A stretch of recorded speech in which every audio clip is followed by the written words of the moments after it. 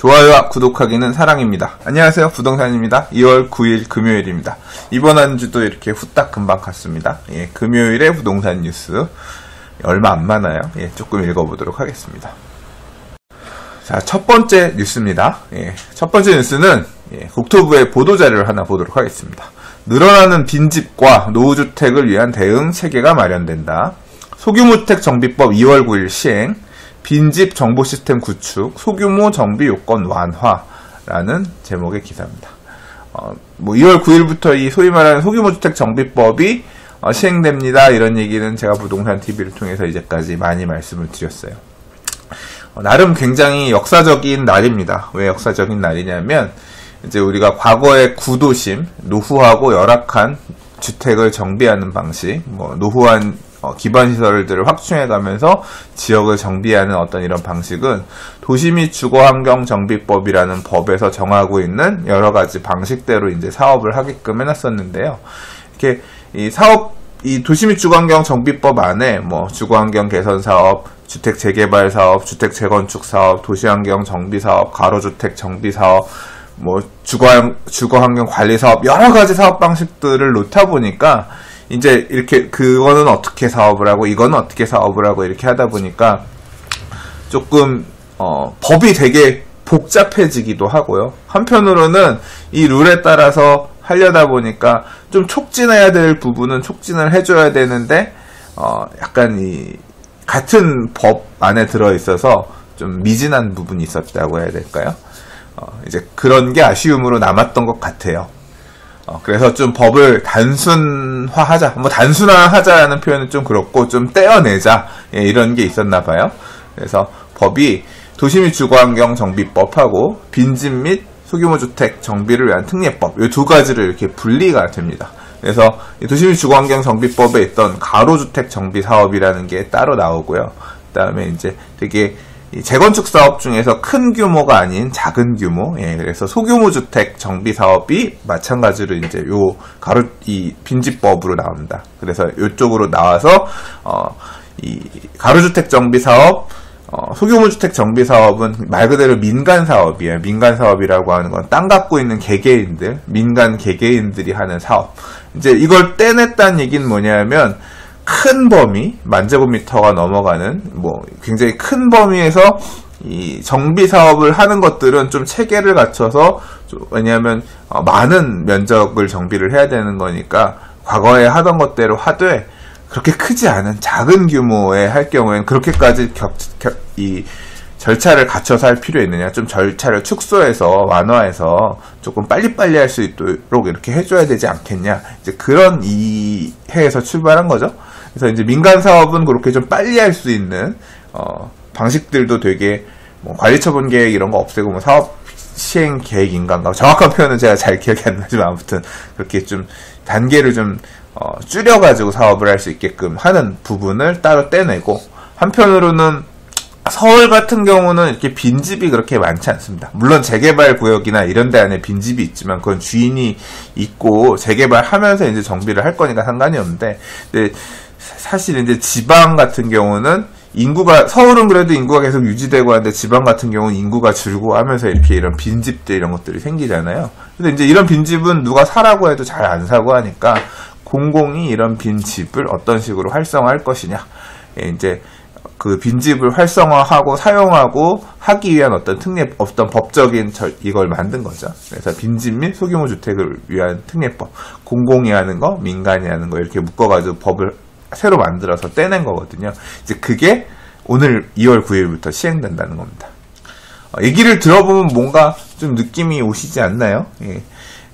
지금 서울시를 비롯해서 이제 전국적으로 이제 확대되는 도시재생 뉴딜 사업, 도시재생 사업을 실질적으로 사업 시행하는 과정에서 이제 뒷받침하게 해줄 도시재생 사업, 뉴딜 사업이라고 하는 건 굉장히 큰 범주에서 이런 방향으로 도시재생 사업을 하겠다라고 이제 좀 이렇게 풀어놓는 거라고 하면, 실질적으로 이제 공공이 빈집을 어떻게 활용할 거냐, 정부가, 지자체가 빈집을 어떻게 활용할 거냐는 이 법에 의해서, 그리고 이제 뭐 저층 중심의 주거 정비라든가 소규모로 주택 정비하거나 하는 부분들은 마찬가지로 이 법에서 얘기하고 있는 민간이 사업 추진하는 방식에 따라서 재생 사업을 해나가라. 뭐 이런 관점에서 만들어진 법이라고 할 수 있죠. 그러니까 자, 그래서 보도자료에서는 어떻게 설명하고 있느냐, 뭐 공공에서 할 부분은 공공에서 하는 거니까 냅두고, 자율주택 정비사업 신설 및 가로구역 확대.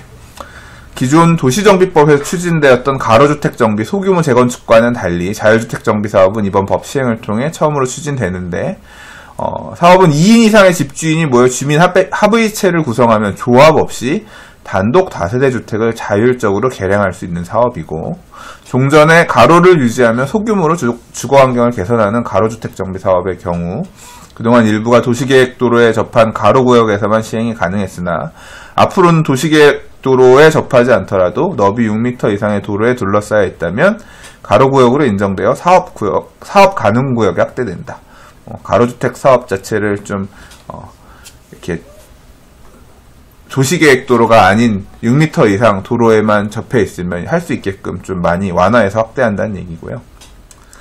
그리고 이제 이렇게 이런 사업을 하는데 필요한 활성화를 위해서 비용을 보조 또는 융자할 수 있으면 지자체가 이제 도시정비기금 이런 것들 마련하면 이제 그것을 비용을 보조 또는 융자할 수 있으며 높이 제한, 공지기준, 조경 기준 등 건축 기준을 최대 50%까지 완화할 수 있고, 뭐 용적률 같은 경우도 임대주택들 많이 해주면 법정 상한까지 올려줄 수 있고, 임대주택, 공공임대나 공공지원 임대주택을 넣으면 이렇게 활성화하겠다라고 하는 내용은 사실 작년에 주거복지 로드맵에서도 나왔던 얘기고 그때 읽어봤던 얘기예요.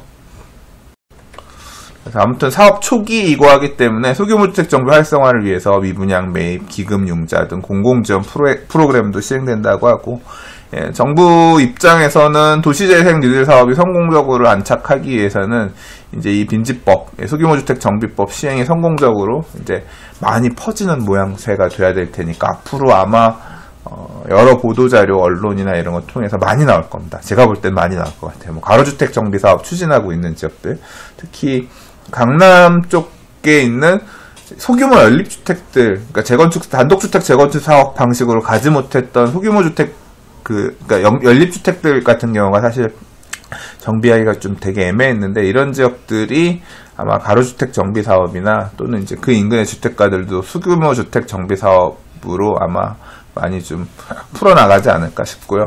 그렇게 만들어지는 사례들, 이제 앞으로 뭐 사실 작년에도 몇 군데 시공사 선정, 이런 뭐 가로주택 정비 사업 추진하는데 시공사가 어디 선정됐다 이런 내용들이 건설회사들을 통해서 이제 보도자료들 나오고 하긴 했는데, 이제 그런 모양새들도 조금 보이면서 좀 활성화가 될지 안 될지 모르겠어요. 그러나 아마 좀 더 익숙하게 접해지는 모양새가 되지 않을까 싶습니다. 한편으로는 이 내용하고 달리 이제 일부 부분이 떼어져 나갔으니까 이제 남아있는 부분들, 도시및 주거환경 정비법도 개정이 2월 9일로 됐는데요. 바뀐 법에 따라서 변화되는 내용들이 좀 많이 있습니다.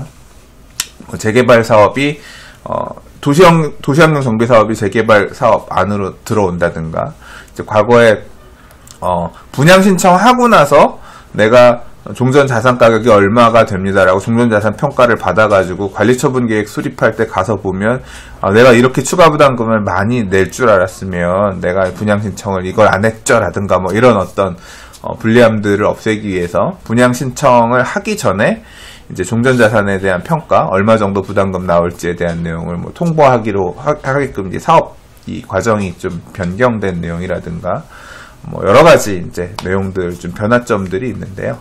이건 뭐 짧은 뉴스 읽는 과정에서 얘기할 만한 내용은 아니라서 아무튼 그렇게 변경된 도시및 주거환경 정비법이 시행되는 날이다. 이런 부분도 좀 같이 얘기를 하고 넘어갈게요. 자, 오늘 이번 주에 읽을 마지막 기사입니다.